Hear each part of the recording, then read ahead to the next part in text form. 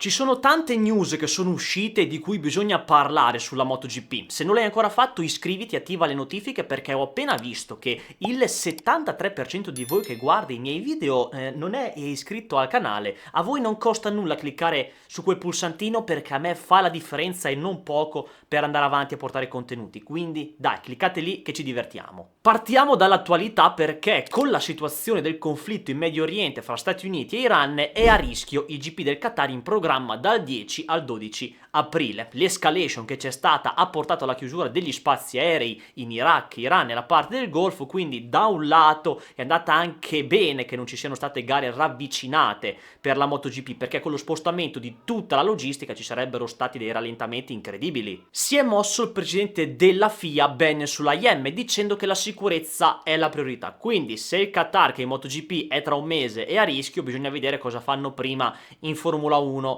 con Bahrain e Arabia Saudita. Il WEC ha già annunciato che il GP del Qatar è rinviato a data da destinarsi, quindi la MotoGP probabilmente seguirà questa idea, anche se sono spuntate le prime ipotesi su chi possa sostituire il Qatar. Si è parlato dell'Argentina con Termas de Riondo, che sarebbe anche comodo perché le prossime gare saranno in Brasile, Austin, e quella dopo, la quarta, sarebbe il Qatar. Quindi dal punto di vista logistico sarebbe fattibile restare nelle Americhe. Bisognerà poi considerare altri fattori economici, oppure ci sono le chance che venga solo rinviato e non sostituito. C'è chi si è chiesto se potesse essere sostituito da un circuito europeo. A questo dico no, ma dico di no anche al resto che ho detto, ad esempio dell'ipotesi argentino o altro, perché Carmelo Espeleta poco fa è intervenuto dicendo che molto probabilmente non si correrà ad aprile vista la situazione che c'è adesso, ma verrà rinviato. Ovviamente quando fanno i calendari loro sanno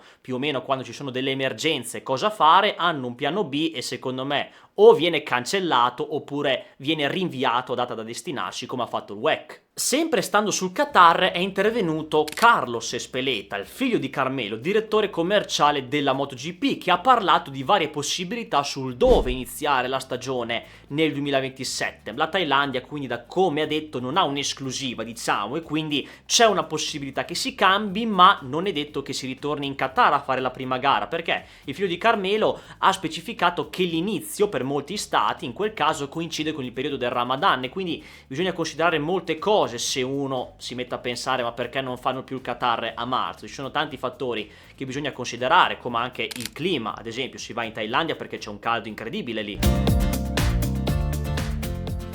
Occhio perché anche il format del Gran Premio è un tema di cui si parla. Ha detto che è valutato e che si è aperti ad evoluzioni, ma non per ridurre i costi, ma per massimizzare il ritorno per i fan e l'intrattenimento, dato che ora non si chiama più Dorna, non si chiama Liberty, ma si chiama MotoGP Sports Entertainment Group. Perché ormai lo sport in generale, non solo le moto, è intrattenimento e bisogna accettarlo. Ed ecco perché si va a correre in città ad Adelaide. Ne parleremo meglio nel video dedicato dell'addio di Phillip Island, con vari retroscena e verità del perché ci si è spostati da Phillip Island ad Adelaide. Uscirà lunedì prossimo alle 18 quel video, quindi iscriviti se non l'hai ancora fatto, così non lo perdi. Tornando sul format del Gran Premio, speriamo che venga fatto meno intenso e stressante, dato che lo stanno valutando e comunque sempre aperto ad evoluzioni. Sapete che io odio la sprint e quindi sarebbe bello se la togliessero del tutto perché è inutile. I motivi li ho detti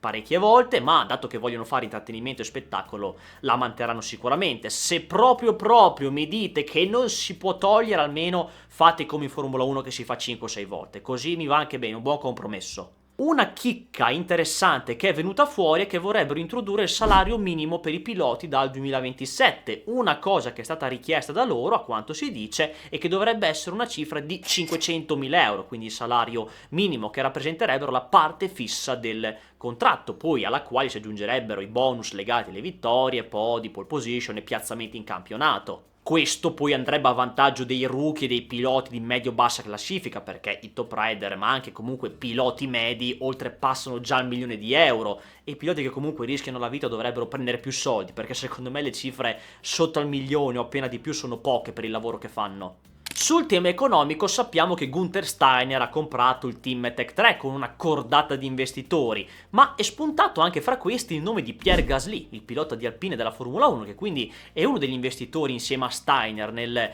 team Tech3, che comunque Pierre Gasly ha qualche attinenza con la MotoGP, non perché abbia provato una carriera a due ruote, ma perché nei suoi inizi nei kart correva con un casco replica di Shinya Nakano, che tra l'altro ha corso con il team Tech 3 dell'ex Ponsciarale sia in 250 che nella masterclass fra 500 e MotoGP. E adesso arriviamo a quello che interessa veramente. Nella cultura italiana farsi i cazzi degli altri per sapere cosa fa quello, dove va quello, sapere tutti i retroscena è proprio dentro il nostro DNA. Basta vedere con il calciomercato, ma qui parliamo del motomercato, perché da come si diceva dovevano arrivare diversi annunci ufficiali prima del GP della Thailandia, ma non è arrivato proprio un'emerita minchia. Ad esempio, Alex Marquez aveva detto che prima dell'inizio si sarebbe saputo del suo futuro. Ormai è riconosciuto che si avvicina a KTM, che si separerà dalla Ducati di Gresini, a meno di colpi di scena, perché io credo che in Gresini rimarrà al De Guerre e verrà preso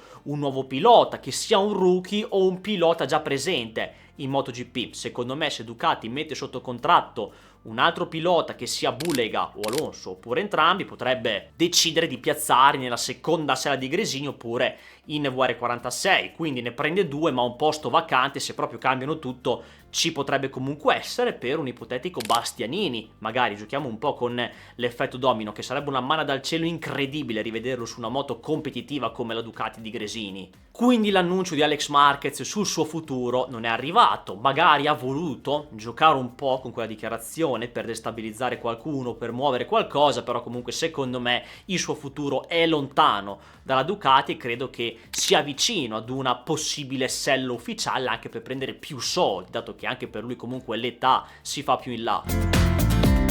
Ecco, c'è una notizia che riguarda Toprak Razgatlioglu, che mette un altro tassello importante sul mercato, perché il suo manager Kenan Sofuoglu ha detto che al 99% rimarrà in Pramac, quindi fanculo quell'ipotesi di un contratto con Yamaha che lo avrebbe portato in ufficiale dal 2027, no? Tipo 26 tu provi la Yamaha e poi ti portiamo in ufficiale dal 2027 perché è già prestabilito. Io pensavo che sarebbe stato anche così, sinceramente, che il piano fosse quello, invece a quanto sembra no. Quindi con Jorge Martin a questo punto mancherebbe solo l'annuncio della sella ufficiale Yamaha e al suo fianco potrà esserci un altro top rider che fino a poco fa sembrava essere Bagnaia, ma invece no, e tra poco ci arriviamo. Oppure ci potrebbe essere qualcun altro. Secondo me uno come Bastianini può rientrare benissimo in quell'incastro, ma è spuntata fuori la voce di un interessamento di Yamaha per Luca Marini, perché sappiamo che la seconda sella della Honda a fianco di quella di Quartararo se la giocano Marini, Mir o magari un altro pilota, e bisogna guardarsi intorno, e sembra che la Yamaha, secondo quanto dice AS dalla Spagna, abbia fatto un'offerta a Marini, mentre che abbiano parlato lo confermano un po' tutti. Sarebbe un bel colpo per la Yamaha in termini di sviluppo, perché Marini è uno che sa collaudare molto bene e sa mettere a posto la moto con la sua minuziosità e precisione, e il percorso con la Honda lo sta dimostrando. Quindi avere una coppia con un pilota che ti tira fuori il massimo come Martin e uno che ti fa vedere il reale valore, che te la sviluppa come Marini, secondo me è un buon duo. E arriviamo alla roba scottante. Parliamo di Bagnaia, Marquez e quella parte di mercato della Ducati. Vabbè, su Acosta sappiamo che è praticamente destinato ad andare lì, però è uscita la bomba Bagnaia Aprilia. Noale avrebbe fatto una proposta migliore di quella della Yamaha, dove si pensava che all'inizio fosse in vantaggio per accaparrarsi il 3 volte campione, e invece no. Una volta uscita la notizia nel periodo dei test thailandesi, ha confermato anche Sky aggiungendo dei dettagli non banali. L'accordo è fatto dal 2027, siamo tutti d'accordo, ma quello che mi sta stupendo al momento, dopo una volta che l'ho letto, è la durata. 4 anni, un contratto lunghissimo, e sinceramente se dovesse essere così dico wow, cioè è un bel rischio, ma aspettiamo a giudicare perché non c'è l'ufficialità. Se saranno veramente 4 anni ne parliamo, perché già penso qualcosa, altrimenti vediamo se sarà un'altra durata. Aspettiamo l'ufficialità.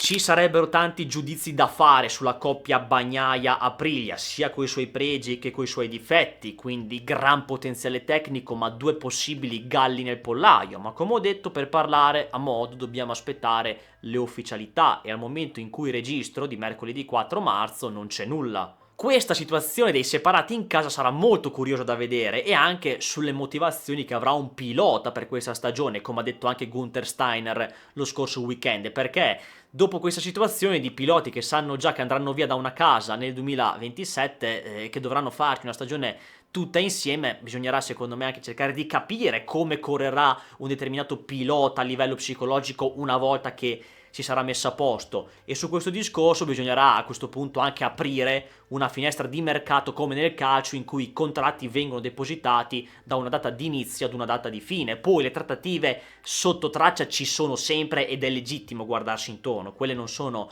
vietate, ma quando si parla di deposito di contratti, di ufficialità, il discorso è più serio e sicuro, ma non solo per questa cosa dei separati in casa, anche per non creare dei casi e delle polemiche come la situazione Martina Aprilia del 2025. Se qualcuno è nuovo e non sa di cosa parlo, c'è la playlist qua in cima dove abbiamo raccontato tutta quella vicenda lo scorso anno, così con questa maniera della finestra di mercato e col deposito dei contratti, ad un pilota con un regolamento chiaro non passa neanche per la testa di voler andarsene a meno di una rescissione contrattuale consensuale. Non è arrivata invece una delle cose che sembravano più scontate e definite, sulla quale nessuno ci badà perché diceva vabbè, tanto è fatta, siamo lì a posto, ma il rinnovo di Marc Marquez non è stato annunciato e c'è stato un rallentamento. Vediamo di fare ordine a quello che sta succedendo. Da quello che ci viene a dire il 9 volte campione, il tutto ruota attorno ad uno dei temi che l'hanno contraddistinto dal 2020 a questa parte: le sue condizioni fisiche. Lui dice che prima di firmare un rinnovo di 2 anni dove si legherà con Ducati di nuovo, valuterà se il suo fisico glielo permette, che è una cosa che ci può stare, che sarà sicuramente vera, perché Marquez sta ancora recuperando dall'infortunio, quel braccio lì, compresa la spalla, lo limita in certe cose, in certe curve, e dato che sta recuperando dall'ultimo infortunio dell'Indonesia non è ancora al 100%, quindi ci sta che si voglia tutelare. Perché io credo che Marquez, dopo aver vinto il 9° titolo, si sia proprio svuotato, anche a livello mentale, nel senso che la trafila per tornare alla vittoria l'abbia proprio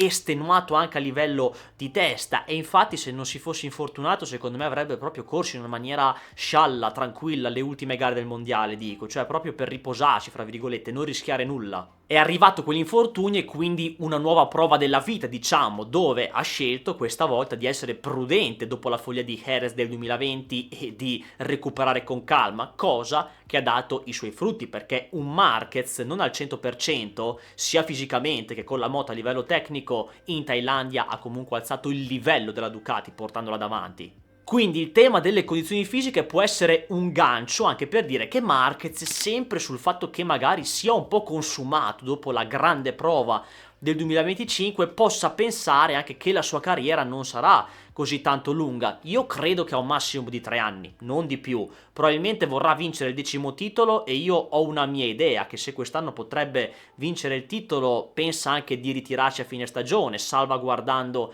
le condizioni fisiche, ma è una cosa che non può accadere, devono succedere diversi colpi di scena. Uno, perché per Ducati sarebbe uno sgarbo bello grosso, sia se volesse smettere a fine anno, sia se volesse firmare per un solo anno nel 2027, perché Ducati giustamente vuole fare un biennale, se no ci perderebbe, mentre c'è anche la voce che Marquez vorrebbe fare solo il 2027 con Ducati, perché secondo me, come dicevo prima sulla durata della sua carriera, Marquez non si vede ancora molto in MotoGP, e fare altri 2 anni con Ducati lo, diciamo, incatenerebbero troppo tempo con una casa dove magari non vuole starci per molto tempo, perché 2 anni sono 2 anni soprattutto alla sua età. Io tengo sempre in considerazione il fatto che potrebbe decidere di chiudere la carriera con Honda, magari vuole fare proprio un anno in Ducati nel 27 per poi chiudere con Honda nel 28 in maniera tranquilla e simbolica. Credo che oltre alle condizioni fisiche comunque ci sia altro. Comunque vediamo, secondo me le opzioni sono 3. Marquez non si farebbe problemi a fare altri 2 anni in Ducati se sta bene, farebbe 2027